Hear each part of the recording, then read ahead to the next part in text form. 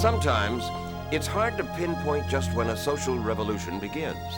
But in the case of the sexual revolution, many date it from the introduction of the birth control pill in 1961. Beginning then, relations between the sexes changed radically. In fact, the mainstream media told us everything changed. It's difficult really to appreciate fully now what an extraordinary revolution the development of the pill was. No fuss, no muss, no bother, just one every morning like an aspirin, like an aspirin, like an aspirin.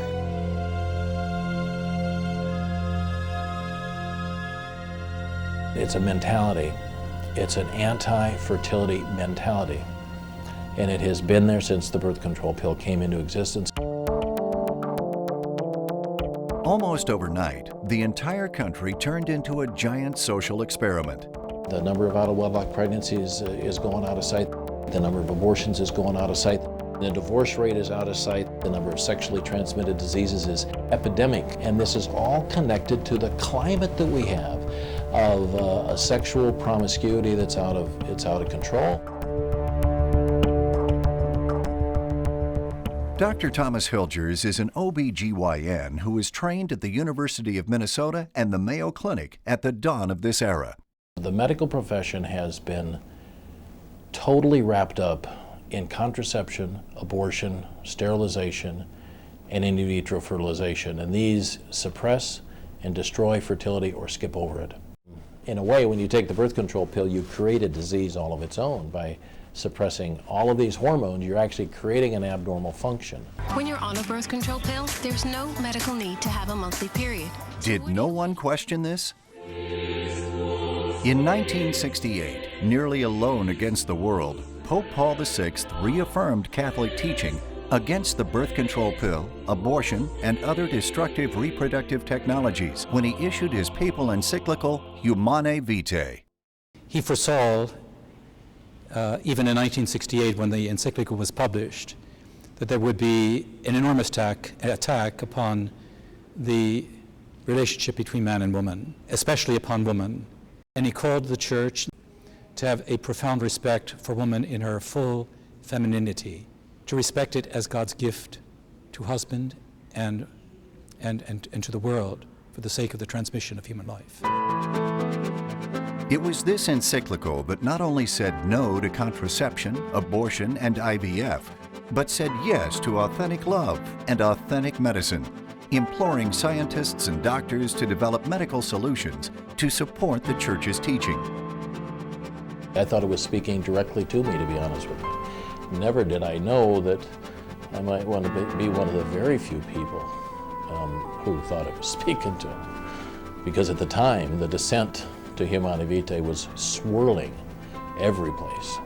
Along with his wife Sue and a small band of medical professionals, Dr. Hilgers embarked upon a journey in search of these solutions, developing first an effective and standardized method of natural family planning, today known as the Creighton model fertility care system, that is 99.5% method effective for couples seeking to avoid pregnancy, and that also helps couples who are trying to achieve pregnancy by identifying peak days of ovulation. The Hilgers further answered the call for solutions when they broke ground in 1985 to establish the Pope Paul VI Institute for the Study of Human Reproduction. Pope Paul VI Institute Ultrasound, this is Janine. Here was launched a new movement in medicine, natural procreative technology, or NaProTechnology. In NaProTechnology, we're looking at a whole new way of looking at things. This whole new way has produced spectacular results. More than just the Creighton model family planning system, NaProTechnology is 95% effective at treating premenstrual syndrome, greater than 90% effective at treating postpartum depression, and 79% effective at helping women carry babies to term following recurrent miscarriage. NaProTechnology also provides for a 75% reduction in hysterectomies and a 43% reduction in preterm births.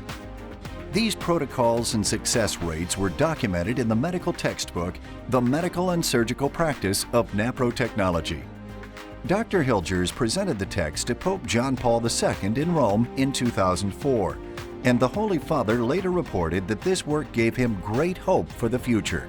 Of all its successes, the Institute is best known for its treatments for couples suffering from infertility.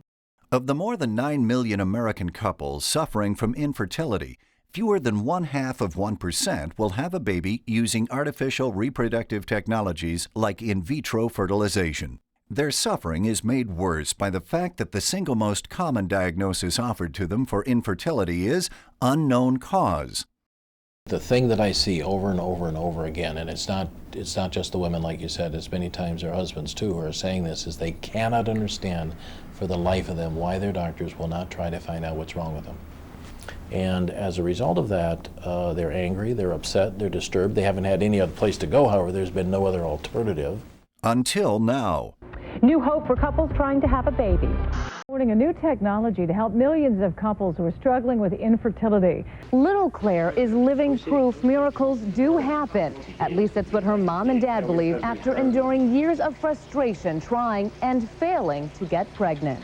Felt like my body had failed me, that I couldn't do what I was meant to do, and that I felt an emptiness and void inside myself and my heart that could never be filled. Like millions of other couples struggling with infertility, Stephanie and Anthony Eppolite thought the in vitro fertilization industry could help. But after spending $25,000 at a Sacramento IVF clinic and no baby, despair set in. That all changed when they turned to Dr. Tom Hilgers. He's pioneered a radically different but successful approach to infertility called NaProTechnology. Research in Hilgers' new medical textbook shows NaProTechnology's success rates 1.5 to 3 times higher than in vitro fertilization. The American Society of Reproductive Medicine declined to comment until they review the data on NaProTechnology. But for some couples, their new baby is all the proof they need.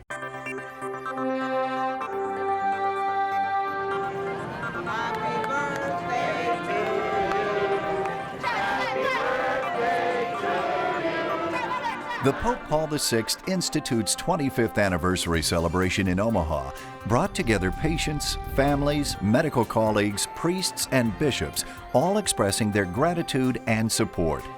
For thousands of women and couples like these, NaProTechnology has delivered results they couldn't get elsewhere, using a method that respects individual human dignity and the sanctity of all human life. I just thank God that Dr. Hilgers listened to God, giving him the ability to do what he does and to follow the path God has led for him. Because without these two miracles, I mean, life would be different. The potential that this has to revolutionize the way we currently think about gynecologic health is immense. But we know from what we're doing that it works. Cardinal Justin Regali came from Philadelphia to celebrate the opening Mass for the gathering at Omaha's Quest Center. The Pope Paul VI Institute follows Christ and leads to Christ. And Polish Archbishop Zygmunt Jamowski came from Rome, where he serves as head of the Pontifical Council for Healthcare Workers. Archbishop Jamowski celebrated the closing Mass. And I hope to work together in the future. Thank you for your hard work. And he bestowed upon Sue and Tom Hilgers the Good Samaritan Medal from his Pontifical Council. There was planning for the NaProTechnology revolution of the future, which will include expansion of NaProTechnology into Catholic seminaries and Catholic medical centers.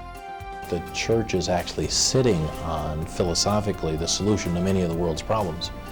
And as Catholics, I think we have a real profound responsibility to see to it that those solutions are delivered. Sometimes we have to find out more what the solutions are, propelled by Christian philosophy and not detracted by it. And I know that for my own work, I've been propelled by it and I have been motivated by it, and I couldn't be happier doing what I am doing. People just can't imagine how good this is. I know this when I talk to other priests or clerics, you know, there's just kind of like this film that comes over the, you know, it's like, okay, yeah, I've heard all this before. No, you have not heard this before. I promise you, you haven't heard this. It's completely new. This is the best thing for families that we can do here and now today. And we really need to be serious about getting it widely promoted in the church. Well, our goal is to expand this and to move this. We want the Pope Paul VI Institute to be a very large institution. My original goal was to build a Mayo Clinic for reproductive disorders that had a Catholic moral and ethical foundation. And that's still our goal. Dr. Hilgers is one of those great laymen that has responded to the call of the Second Vatican Council to give witness to what it means to be a disciple in everyday life, in their professional lives. And he's done that in spades.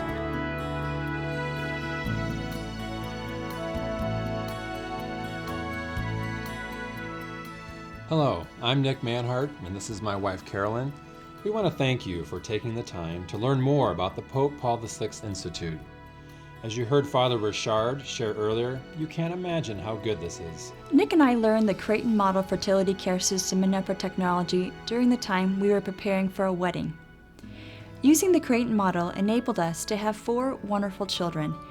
We thank God every day for the life that fills our home. The gift of children is a constant reminder of why we appreciate the mission of the Institute. One way we show our appreciation is through a regular financial donation. As an internal medicine physician, I've personally benefited from the cutting-edge research and professional training offered through the Institute.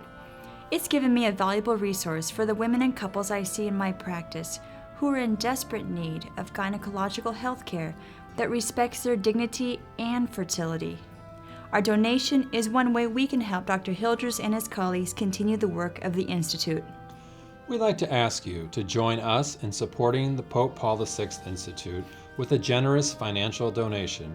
You just saw a glimpse of the inspiring accomplishments, but much more needs to be done so that couples everywhere can experience the joy that comes with the gift of life, the gift of children. We need your help. Please prayerfully consider a donation today. And on behalf of all the women and couples and medical providers you'll be helping, thank you and God bless you.